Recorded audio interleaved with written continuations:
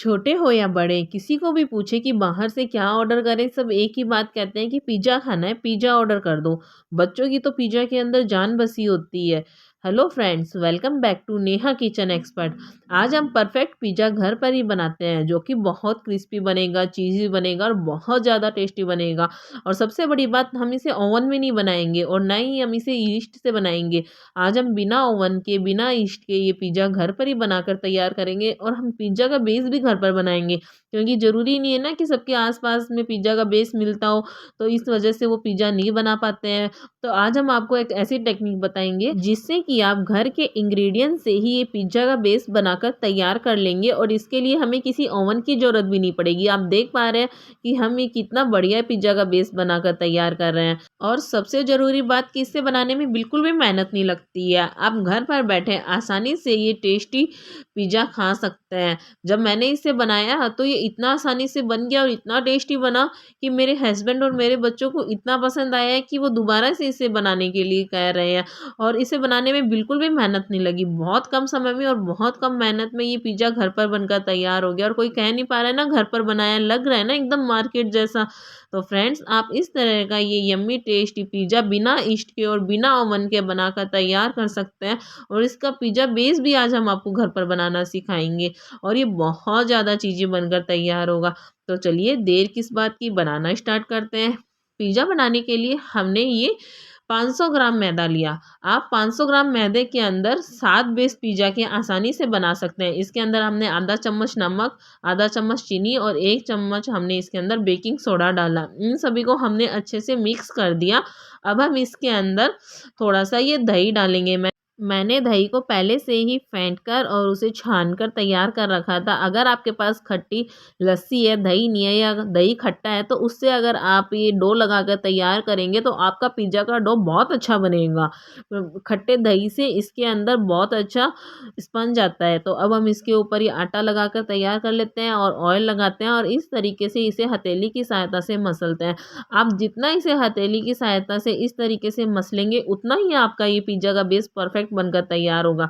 तो देखिए, आप देख सकते हैं हमने कितना बढ़िया से इसको मसल लिया है।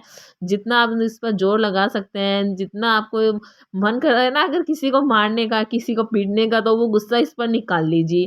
तो इससे आपका पिज़्ज़ा का बेस भी परफेक्ट बन जाएगा और आपका गुस्सा भी ख़त्म हो जाएगा। देखिए, इस तरीके से हमने ये डो लगाकर तैयार कर लिया है। अब हम इसके हिस्से करते हैं। देखिए, हमें इस तरीके से इसे ऐसे गोल-गोल नहीं करना पूरा आटे की, जैसे हम पराठे बनाते हैं। इस तरीके से गोल करके हमें इस तरीके से देखिए इसकी ये लोई तैयार करनी है। आटे को इस तरीके से ये ऊपर-नीचे कीजिए, तो आप देखेंगे धीरे-धीरे ये आटा एकदम परफेक्ट लोई की शेप में आ जाएगा। आ गया ना?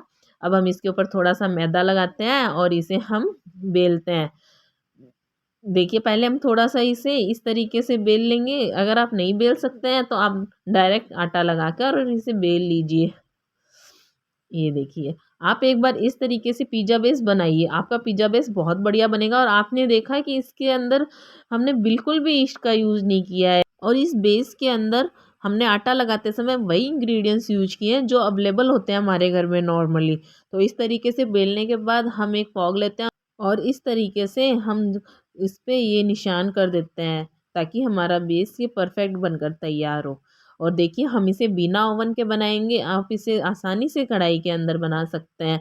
तो देखिए, हमने इस तरीके से बेल कर तैयार कर लिया। अब हम एक हॉल वाली छलनी लेते हैं, उस पे हमने ये बटर पेपर लगा लिया और उसके ऊपर अब हम ये पिज़्ज़ा का बेस जो हमने बेल कर तैयार कर रखा था वो रखते हैं। हमने पहले से एक कढ़ाई के अंदर ये स्टैंड रख रखा था और कढ़ाई को ढक रखा था, ताकि ये अच्छे से हीट हो जाए।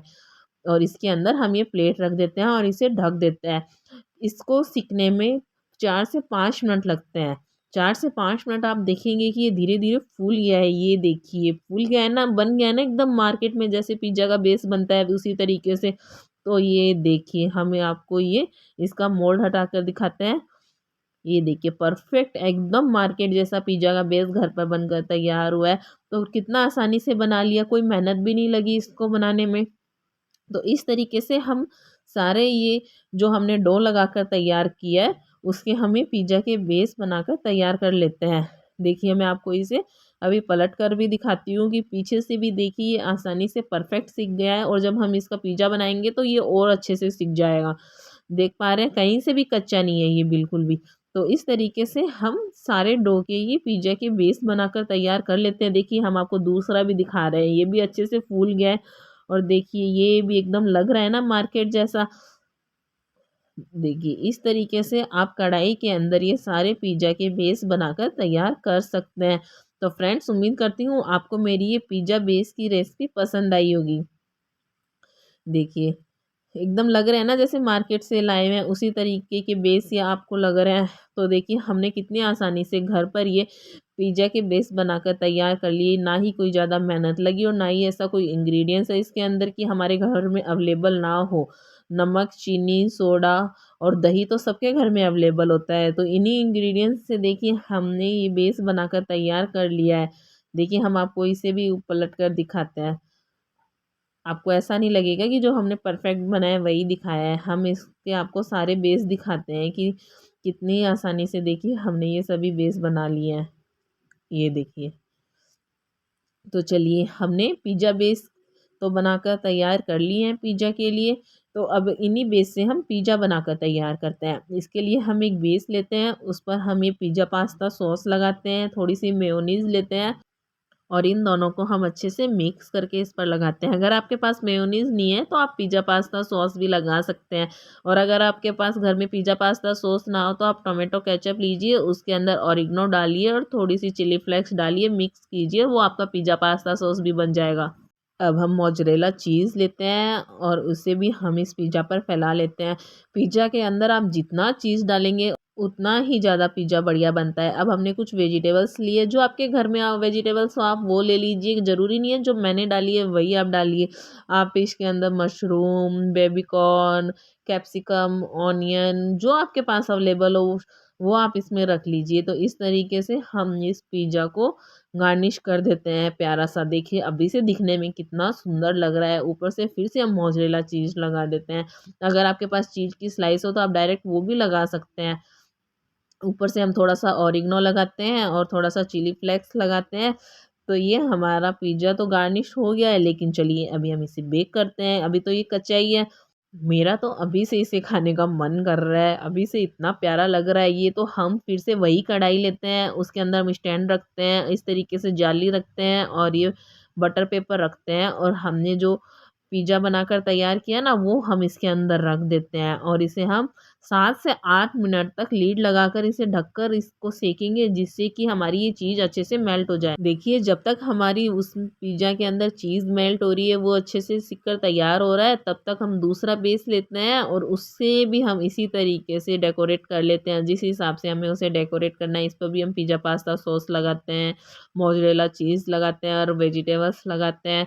फ्रेंड्स आप एक बार इस तरीके से ही पिज़्ज़ा बनाइए। आप देख पा रहे हैं कि हम कितना परफेक्ट पिज़्ज़ा घर पर बनाकर तैयार कर रहे हैं। एकदम दिखने में मार्केट जैसा लग रहा है ना। आज मैं आपके लिए एकदम सरल तरीका लेकर आई हूँ पिज़्ज़ा बनाने का घर पर ही, क्योंकि मार्केट से अगर आप ऑर्डर करते हैं तो बहुत कॉस्टली भी आता है और किसी का मन भी नहीं भरता है। तो देखिए इस तरीके से हम फटाफट से ये दूसरा पिज़्ज़ा भी गार्निश कर लेते हैं वेजिटेबल्स लगाकर।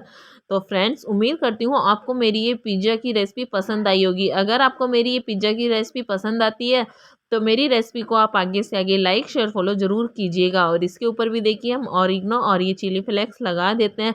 चलिए जब तक हमने इस पिज़्ज़ा को डेकोरेट किया तब तक देखिए हमने जो पहले वाले पिज़्ज़ा को कढ़ाई में रखा था उसे देखते हैं, क्योंकि उसे पकते हुए 5 से 7 मिनट हो गए हैं। तो हम उस पिज़्ज़ा को देखते हैं कि उस पिज़्ज़ा में हमारी चीज़ अच्छे से मेल्ट हो गई है क्या। देखिए अभी हम कढ़ाई की तरफ जाते हैं और देखिए वाओ बाहर से ही दिख रही है ना कि चीज़ हमारी अच्छे से मेल्ट हो गई है। तो अभी हम इस लीड को हटाते हैं और वाओ यम्मी सुपर्ब चीज़ अच्छे से मेल्ट हो गई है और एकदम जैसे मार्केट से बनकर आता है वैसा ही पिज़्ज़ा घर पर बना है ना। मार्केट से लाने में तो वो ठंडा भी हो जाता है। तो ये आप घर पर ही गरमा गर्म पिज़्ज़ा खाकर इंजॉय कर सकते हैं। देखिए वाह! मेरा तो बहुत मन कर रहा है इस पिज़्ज़ा को खाने का, देखते ही मेरे बच्चों का भी बहुत मन कर रहा है कि मम्मी जल्दी से वीडियो बनाओ, हमें भी ये पिज़्ज़ा खाना है। तो फ्रेंड्स अगर आपने मेरे चैनल को लाइक एंड सब्सक्राइब नहीं किया है तो मेरे चैनल को लाइक एंड सब्सक्राइब कीजिए और बेल आइकन पर क्लिक कीजिए, ताकि आपको मेरी रेसिपी का नोटिफिकेशन मिलता रहे और आप भी इसे बनाकर एंजॉय करते रहें। तो देखिए पिज़्ज़ा बन गया है, तो चलिए अभी हम पिज़्ज़ा को कट करते हैं। हम एक पिज़्ज़ा कटर लेते हैं और उससे हम इस पिज़्ज़ा को कट करते हैं। हमें बड़े ध्यान से इस पिज़्ज़ा को कट करना है ताकि ये नीचे बेस तक आसानी से कट हो जाए और जब हम इसके पीस निकालें तो आसानी से इसके पीस बाहर निकल कर आएँ। तो हमें बड़े सावधानी से इस पिज़्ज़ा को कट करना होता है। अगर आपके पास इस तरह का कोई पिज़्ज़ा कटर नहीं है, तो आप कोई बड़ा-सा तेज़ धार वाला चाकू लीजिए और उससे आप पिज़्ज़ा को कट कीजिए, उससे भी आपका पिज़्ज़ा आसानी से कट हो जाएगा। फ्रेंड्स, अगर आप मेरी ये रेसिपी देख लेंगे ना, तो आप बाहर से पिज़्ज़ा बिल्कुल भी नहीं लाएँगे। आप घर पर ही पिज़्ज़ा बनाकर तैयार करेंगे। मैंने आपको एकदम यूनिक स्टाइल टेस्टी पिज़्ज़ा बनाने का तरीका घर पर दिखाया है। देखिए, आसानी से दिख रहा है ना आपको कितने अच्छे से चीज़ मेल्ट हुआ है और इसका बेस भी देखिए कहीं से भी कच्चा नहीं है। जैसे आप मार्केट से पिज़्ज़ा लेकर आते हैं, बल्कि मैं तो कह रही हूँ उससे बढ़िया पिज़्ज़ा हमने घर पर बनाकर तैयार किया है। तो इस तरीके से आप पिज़्ज़ा अपने बच्चों को घर पर बनाकर दीजिए या आप मार्केट से बेस लेकर आ जाइए, आपको नहीं बनाना है तो। और अगर आपको मार्केट में बेस नहीं मिलता है तो मैंने आपको बेस बनाने की भी रेसिपी दिखा दी है। तो उस तरीके से आप इस बेस को घर पर भी बना लीजिए। तो ये देखिए हमारा दूसरा पिज़्ज़ा भी देखिए बनकर तैयार हो चुका है। इसमें भी आप चीज़ देखिए कितनी आसानी से मेल्ट हो गई है। तो इसे भी हम कट कर देते हैं और अपने बच्चों को सर्व करते हैं। तो उम्मीद करती हूँ आपको ये रेसिपी पसंद आई होगी। तो अगर आपने मेरे चैनल को लाइक एंड सब्सक्राइब नहीं किया है तो मेरे चैनल को लाइक एंड सब्सक्राइब कीजिए। देखिए चीज़ देखिए इसकी कितनी अच्छे से मेल्ट हुई है। जब आप इसका एक स्लाइस उठा रहे हैं तो आप देख सकते हैं कि कितनी यम्मी इसकी चीज़ लग रही है। मेरे तो मुँह में बोलते समय ही पानी आ रहा है, ऐसे लग रहा है फटाफट से वीडियो बनाओ और इस पिज़्ज़ा को एन्जॉय करो।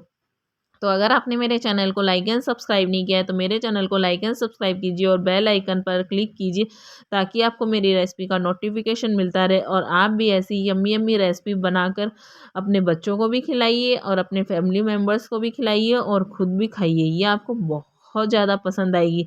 देखिए मैं आपको पास से दिखा रही हूँ, जब आप इस स्लाइस को उठा रहे हैं तो आप इसके अंदर चीज़ देख पा रहे हैं कितने अच्छे से मेल्ट हुआ है। तो आपके भी मुँह में पानी आ रहा होगा, फटाफट से जाइए किचन में, इसे बनाइए और इसे एन्जॉय कीजिए। तो फ्रेंड्स मिलते हैं नेक्स्ट वीडियो में नई रेसिपी के साथ, तब तक के लिए keep watching Neha kitchen expert.